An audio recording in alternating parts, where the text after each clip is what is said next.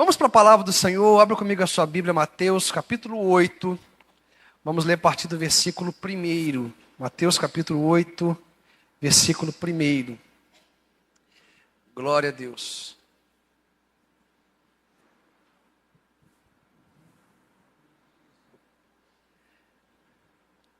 Mateus capítulo 8, quem achou, diga eu vou para o céu. Quem não achou pode dizer, estou indo, pastor, com a ajuda do telão. Esse telão de LED maravilhoso, abençoado. Glória a Deus. Podemos ler? Amém. Amém. Quando Jesus desceu do monte, grandes multidões o seguiram. E eis que um leproso aproximou-se e o adorou, dizendo: Senhor, se quiser, pode me purificar. Vamos repetir junto essa parte? Vamos lá? Senhor, se quiser, pode me purificar. E Jesus, estendendo a mão, tocou nele, dizendo: Quero sim, fique limpo. E no mesmo instante, ele ficou limpo da sua lepra. Então Jesus lhe disse: Olhe, não conte isso a ninguém, mas vá, apresente-se ao sacerdote e faça a oferta que Moisés ordenou, para servir de testemunho ao povo. Amém, irmãos? Quando Jesus desceu do monte, depois do célebre sermão, conhecido como o Sermão do Monte, inclusive, importa pensar que o Sermão do Monte vai do capítulo 5 ao capítulo 7 do Evangelho de Mateus. Quando Jesus ele desce do monte, ao realizar o Sermão do Monte, muitas pessoas o seguiram. Só que apenas uma pessoa o adorou, que foi esse homem leproso. Muitos seguiram Jesus depois de um sermão poderoso, mas apenas uma pessoa o adorou.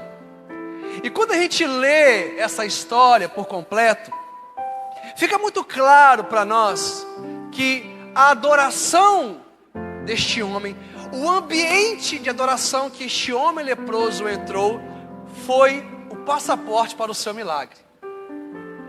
Porque, irmãos, não basta seguir a Cristo, precisamos nos tornar em adoradores.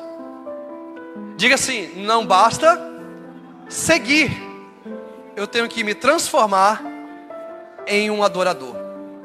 E a história deste homem leproso, que experimentou um milagre poderoso, uma cura tremenda, nos ensina muito sobre dois princípios importantes: o princípio da adoração e o princípio da oração. Diga assim, adoração e oração. É sobre isso que a gente vai falar hoje.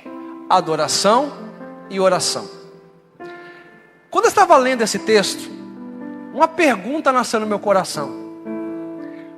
Em uma perspectiva natural, qual o motivo que este homem tinha para adorar Jesus? Qual o motivo que este homem tinha para adorar Jesus? Sabe por que eu estou falando isso, igreja?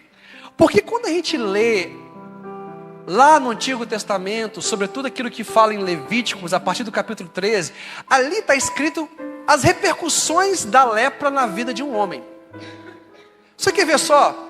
Levíticos capítulo 13, versículo 46.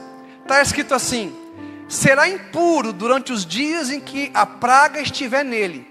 Está impuro, habitará só. A sua habitação será fora do arraial. A primeira repercussão, consequência na vida de uma pessoa que tinha lepra, era o isolamento social. Quando alguém era diagnosticado com lepra pelo sacerdote, essa pessoa não podia mais morar na sua casa. Ela não podia se relacionar com as pessoas que ela amava. Por quê?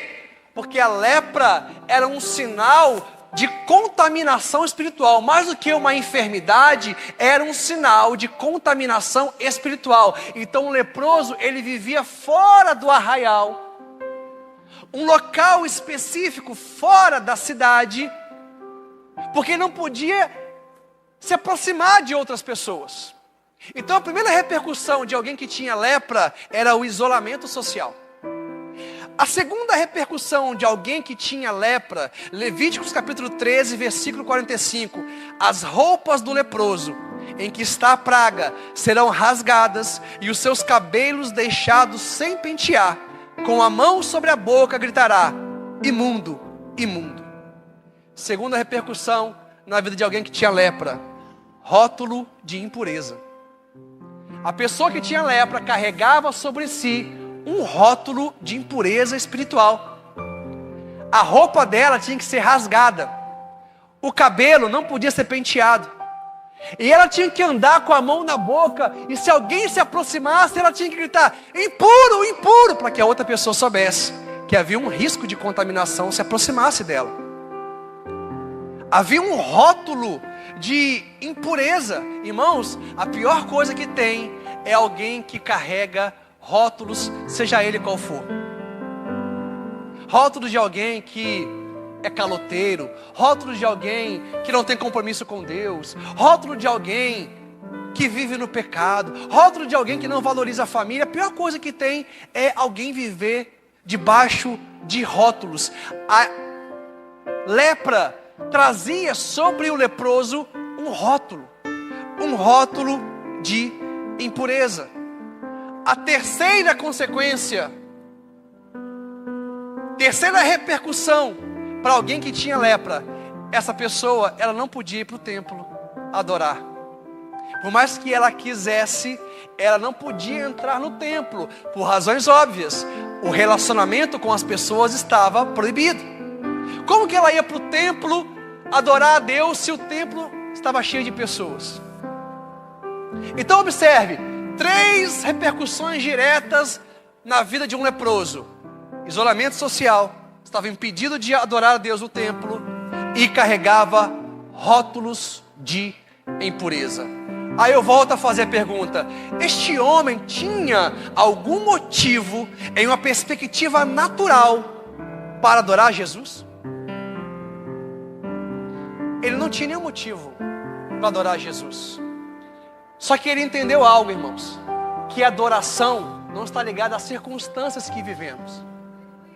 A adoração trata de quem Deus é. Vou repetir: a adoração não está ligada ao que você está vivendo hoje na sua história. A adoração trata do reconhecimento que você dá a Deus na sua história. Este homem, ele tinha problema em sua pele, porque a lepra era um problema na pele, o maior órgão do corpo humano. Mas a alma dele sabia que ele tinha que adorar. Porque tem problemas, irmão, tem pessoas, irmãos, que tem problema no seu físico, mas sua alma está sã, e nada tira o louvor dos seus lábios, nada tira a adoração do seu coração. Agora, tem outras pessoas que quando tem algum problema em seu físico, parece que a alma dela adoece também. Ao longo da minha caminhada cristã, meu ministério pastoral, eu já conheci pessoas que estavam enfrentando enfermidades duríssimas, problemas seríssimos em sua vida. Mas nada disso roubou a adoração do seu coração. E esse é o grande desafio. Mesmo passando por adversidades, nós precisamos entender, igreja, que a adoração não está ligada às circunstâncias que vivemos. A adoração trata de quem Ele é.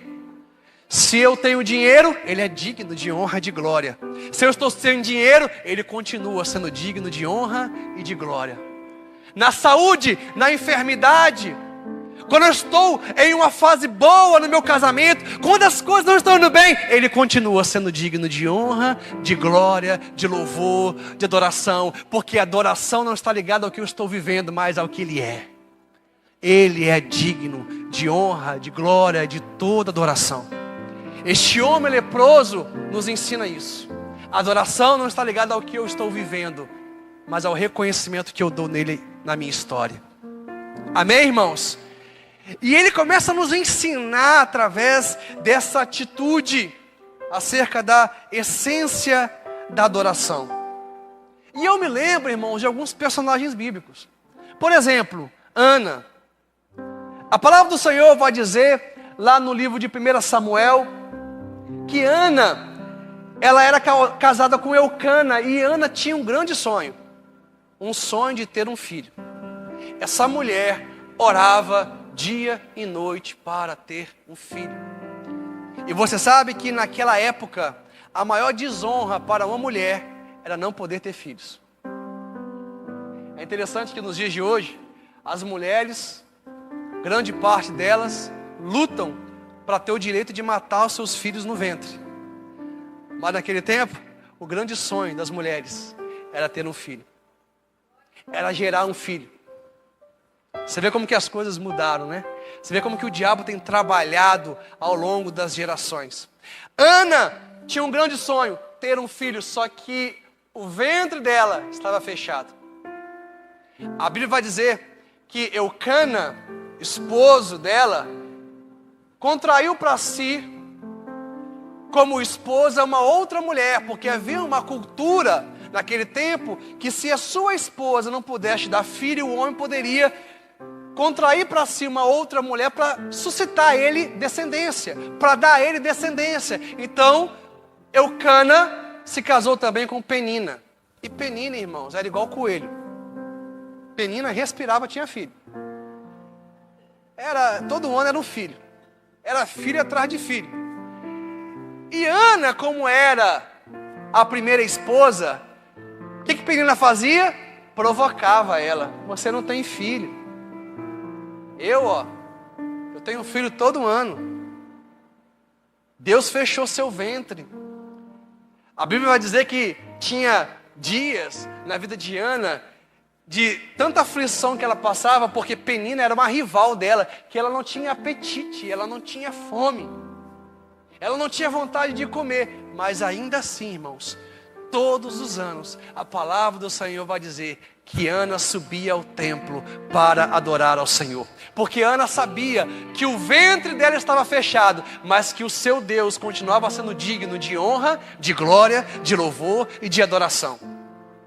Então todos os dias, todos os anos, melhor dizendo, ela subia ao templo para adorar ao Senhor. E quando ela estava adorando ao Senhor, o sacerdote Eli viu ela orando, amargurada, achou que ela estava bêbada. Ela falou assim: não estou bêbada, porque minha alma está amargurada, aflita. E o sacerdote então fala que o Senhor conceda conforme a sua oração. E Ana então concebeu um filho, Samuel. Mas Ana nos ensina algo: a adoração não está ligado à circunstância que estamos vivendo, mas a quem Deus é. Meu ventre está fechado, Deus continua sendo digno de honra, de glória e de louvor. Deus fez um milagre, Ele é digno de honra, de glória e de louvor e de adoração. Ana nos ensina essa lição. Sabe o que eu aprendo, irmãos? Aquilo que Ana não tinha, não roubou a adoração do seu coração. A falta não roubou a sua fé. A dificuldade que ela estava vivendo não roubou a sua devoção a Deus. Irmãos, aquilo que você não tem não pode roubar a adoração dos seus lábios, não pode roubar a adoração do seu coração. Ana nos ensina isso. Tem um outro texto na Bíblia, Daniel, capítulo 3, ali vai contar a história de 3 jovens, Sadraque, Mesaque e Abidnego. Conta o texto que o rei Nabucodonosor construiu uma estátua de 27 metros de altura. A Bíblia não vai dizer se essa estátua fazia alguma referência a ele ou a um outro Deus que ele tinha identificação, mas o fato é que essa estátua representava idolatria. O rei Nabucodonosor, em uma tentativa de estabelecer controle político através de uma unificação religiosa, exigiu que todas as pessoas do seu reino, quando o som das músicas tocassem, ele exigiu que todas as pessoas se prostrassem e adorassem essa imagem. E aí tocou os símbolos, tocou as percussões, a música tocou, todo mundo se prostrou. Mas Sadraque, Mesaque e Abednego se mantiveram em pé. Eles não se dobraram diante dessa imagem. Aí o rei Nabucodonosor ficou sabendo e falou bem assim: eu vou dar mais uma oportunidade para vocês. Mandou tocar de novo a música. Quando a música tocou, todo mundo se prostrou. Mas Sadraque, Mesaque e Abednego continuaram em pé. Eu vou dar uma outra oportunidade para vocês. Aí um deles levantaram, dizendo o seguinte: ó rei, o meu Deus tem poder para me livrar dessa fornalha aí. Porque o rei diz o seguinte: quem não se prostrar vai ser lançado na fornalha. Um deles disse: o meu Deus tem poder para me tirar dessa fornalha, para me livrar dessa fornalha. Mas saiba de uma coisa, ó rei, ainda que ele não me livre, toda honra, toda glória, todo louvor seja dado a ele. Eu não vou me prostrar diante dessa imagem, porque eu sirvo somente ao meu Deus. O que esses homens estavam dizendo é o seguinte: a minha adoração não está ligado às circunstâncias que eu estou vivendo, porque as circunstâncias são passageiros, mas quem confia no Senhor são como os montes de Sião, que não se abalam, mas permanecem para sempre. Era isso que esses homens estavam falando. A nossa adoração, a nossa devoção a Deus não está ligado a esse momento difícil que nós estamos vivendo. Trata de quem Ele é, de quem Deus é na minha vida. E é isso que o leproso está nos ensinando. A adoração não está ligado às circunstâncias que nos rodeiam, mas ao reconhecimento que damos ao Senhor na nossa vida, na nossa história. Agora observe uma coisa. No capítulo 8, voltando para Mateus, no capítulo 8, no versículo 2, esse leproso ele faz uma oração poderosa. Ele faz o seguinte: e eis que o leproso aproximou e o adorou, dizendo: Senhor, se quiser, pode me purificar. Diga assim: Senhor, se quiser, pode me purificar. Irmãos, essa é a oração perfeita. Você quer aprender acerca da oração perfeita? Marca aí na sua Bíblia aí, ó. Sublinhe na sua Bíblia: Senhor, se quiseres, podes me purificar. Sublinha, puxa uma setinha e coloca assim: oração perfeita. Sabe por que essa oração é perfeita? Porque esse leproso reconhece que Jesus tinha poder para curá-lo, mas ao mesmo tempo ele submete o pedido dele à vontade de Jesus. Se quiseres, pode me curar. A oração perfeita, irmãos, é a oração que reconhece o poder de Deus, mas não o tira do trono.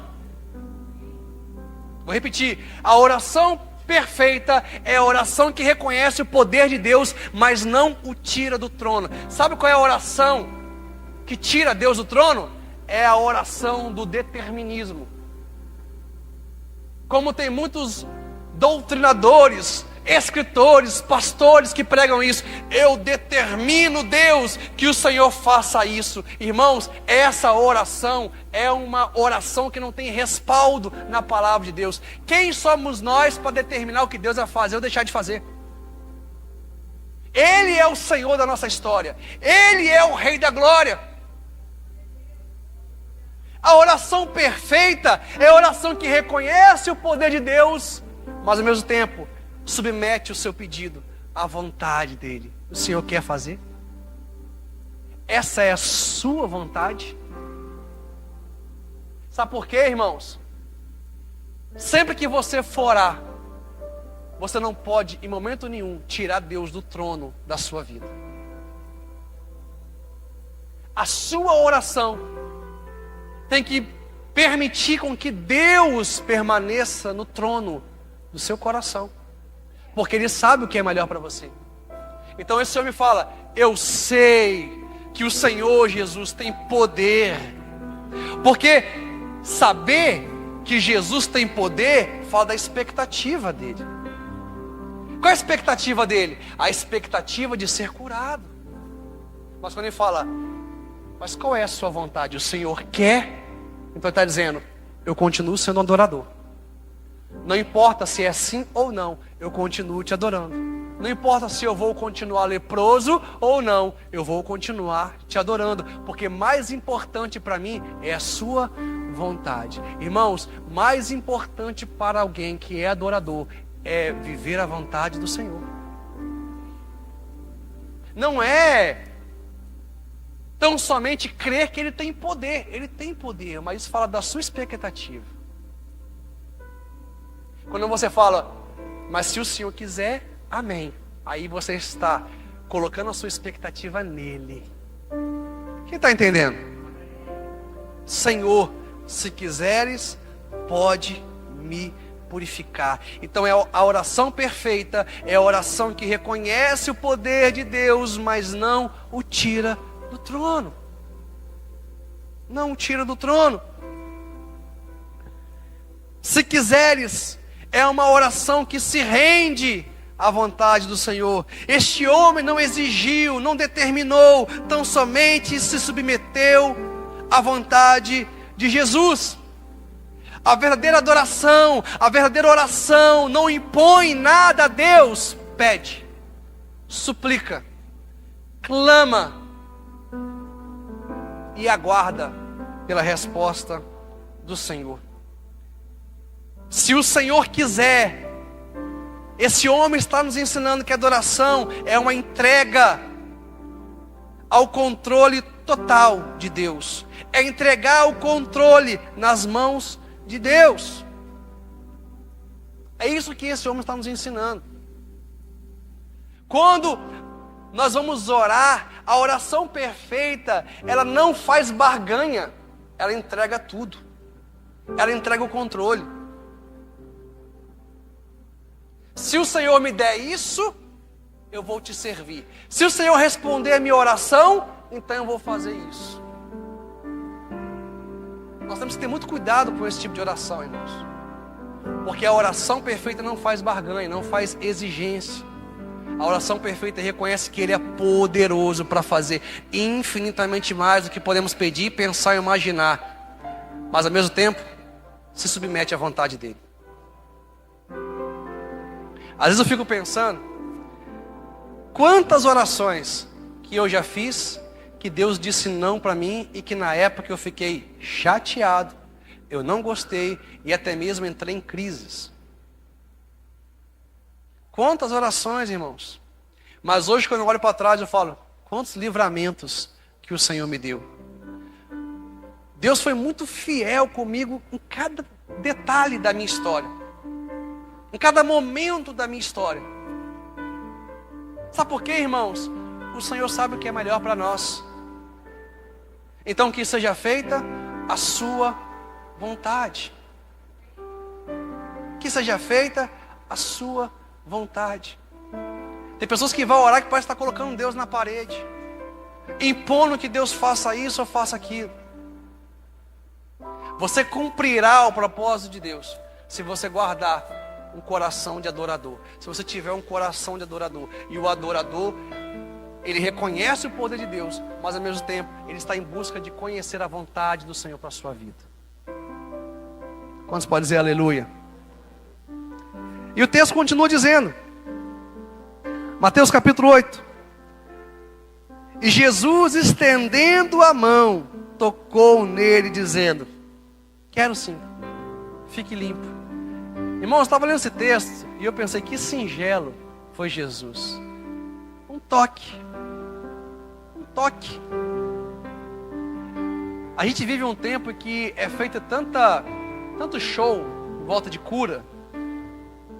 É tanta pirotecnia em volta do culto. É tanto alarde que é feito em torno dos milagres que Jesus faz. Jesus simplesmente olhou para ele e falou, eu quero. Eu fico imaginando um sorrisinho de lado assim, eu quero te curar. E tocou nele, e ele foi curado. Irmãos, um toque de Jesus muda a nossa rota.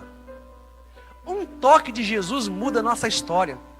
Um toque de Jesus muda a sua vida por completo. Uma palavra que Jesus libera sobre a sua vida muda completamente tudo que você está vivendo. Uma palavra. É por isso que eu não deixo de vir ao culto adorar. É por isso que eu não deixo de vir ao culto ouvir uma palavra. Sabe por quê? Porque eu sei que uma palavra muda tudo. Eu sei que um toque muda tudo.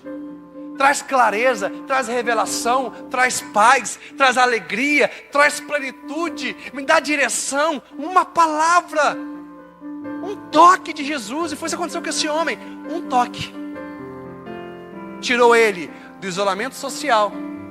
Um toque tirou a proibição de adorar no templo. Um toque fez com que ele fosse purificado. E ele voltou à vida dele, que ele tinha anteriormente. Agora, sabe o que me chama a atenção, irmãos?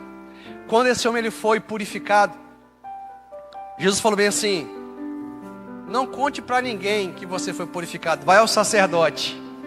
Porque era o sacerdote que declarava que alguém era purificado. Só que ele não se conteve, irmãos. Foi uma santa desobediência. Ele não deu conta.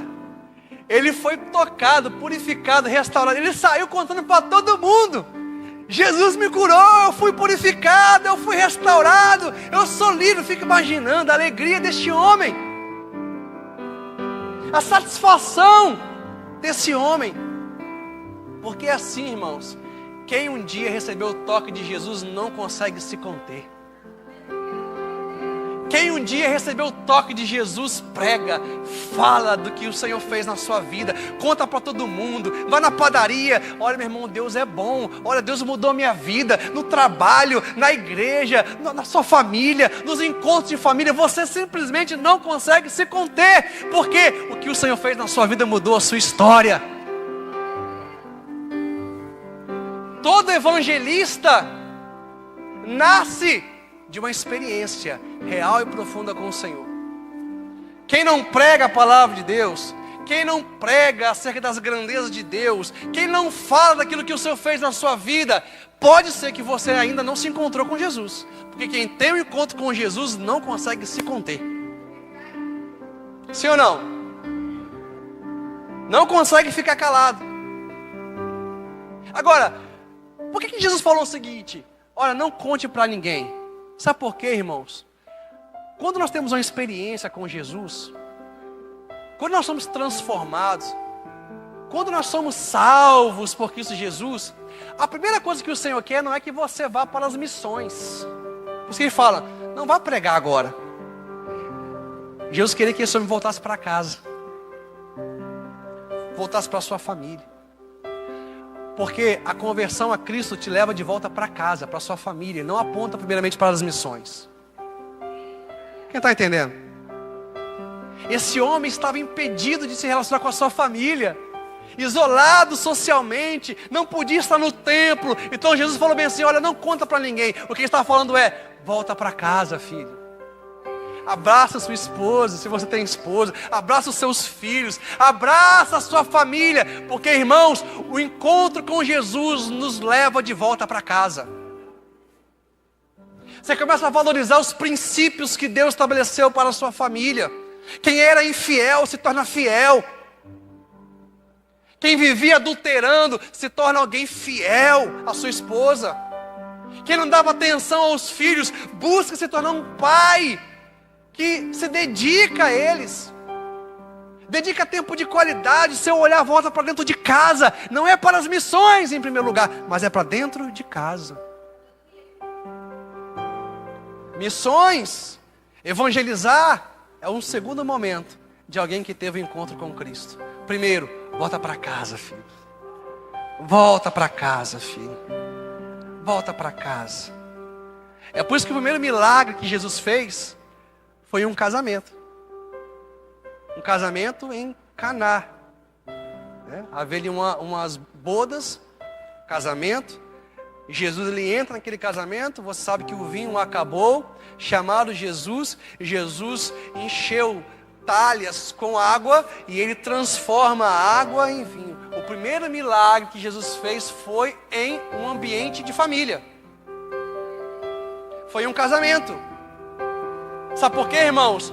Tudo começa a partir da família, tudo começa a partir de casa, tudo começa a partir do seu casamento. Não é não é da igreja para casa, é da casa para a igreja. Quem entende isso? O movimento espiritual não é da igreja para casa, não, é da casa para a igreja, da família para a igreja, da família para o mundo, da família para o trabalho, da família para a escola, da família para outras situações.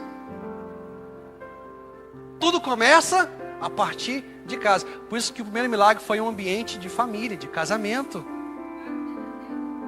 Quem está entendendo? Então, uma conversão genuína te leva de volta para casa, aponta para a sua família. Eu gosto daquele texto que fala, é Joel, capítulo 2. Acha aí, Gui, que nos últimos dias o Espírito do Senhor seria derramado sobre toda a carne, e o coração dos pais se converterão ao coração dos filhos, e dos filhos aos pais. 2:28. Projeta pra gente. Vê se é isso. Não, não é esse não. Mas é Joel. É o texto que fala que o coração dos pais se converterão ao coração dos filhos, e o coração dos filhos se converterão ao coração dos pais. Sabe por quê, irmãos? Existe níveis de conversão. Não basta você se converter a Jesus, tem que se converter a sua casa, tem que se converter a sua família. Vamos achar esse texto? Agora vou ter que achar o texto. Acha aí, Gui, o texto.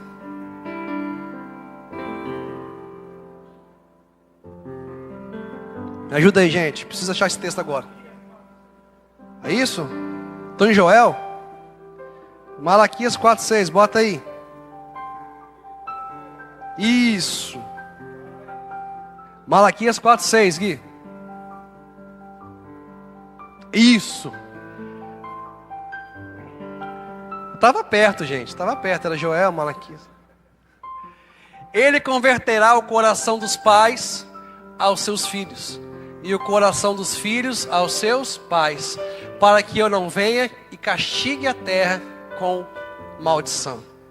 É interessante esse texto, irmãos, porque aqui o Senhor está nos falando o seguinte: para que não haja maldição sobre a terra, é necessário que as famílias se tornem funcionais.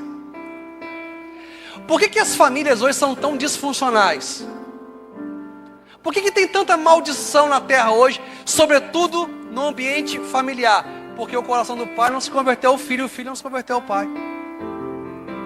Então o texto está falando, e converterão o coração dos pais aos filhos, e dos filhos aos pais. Não basta, irmão, se converter a Cristo, o seu coração tem que se converter à sua família, para que não haja maldição na sua família, para que não haja maldição na sua casa. É por isso que tem muitas famílias de homens de Deus, famílias cristãs, que vivem um tumulto, que vivem debaixo de problemas, sempre crises, porque não houve uma conversão do pai para o filho, do filho para o pai. Não houve uma conversão à família. Quantos podem dizer aleluia?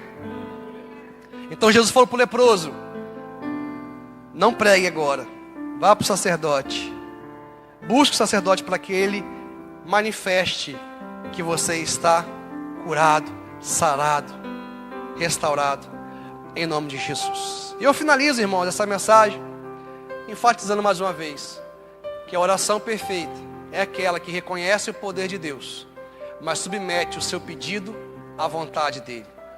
Se quiseres, podes. Diga assim: se quiseres, podes. Se coloque de pé.